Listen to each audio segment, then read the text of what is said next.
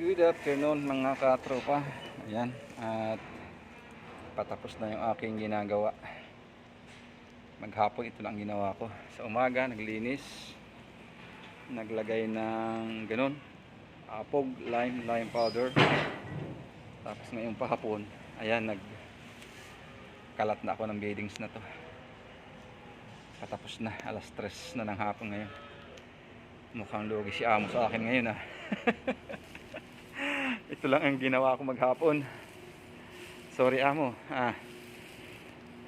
Mahirap maglinis Masyadong dikit ang dumi sa simento. Kaya ito lang ang nagawa ko sa maghapon. Mukhang talo ka nga.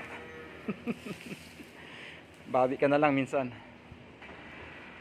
Minsan kasi umuwi din naman akong alas 6 ng hapon Ayan mga katropa, ganito lang ang trabaho ng dairy farm. Napaka simple, napakadali. At hindi gaanong stress dahil walang mga toxic people na akala mo ay tagapagmana ng kumpanya. Maraming ganyan. Lalo na dyan sa Pilipinas. Naku po. Ang daming tagapagmana. At ang mahirap kung nasa abroad pa. Naku. Yan ang isang nagiging dahilan kung bakit ang iba'y hindi nakakatapos ng kontrata. Yung mga kasamang akala mo'y tagapagmana ng company. Buti na lang dito wala. Mabait kaming lahat.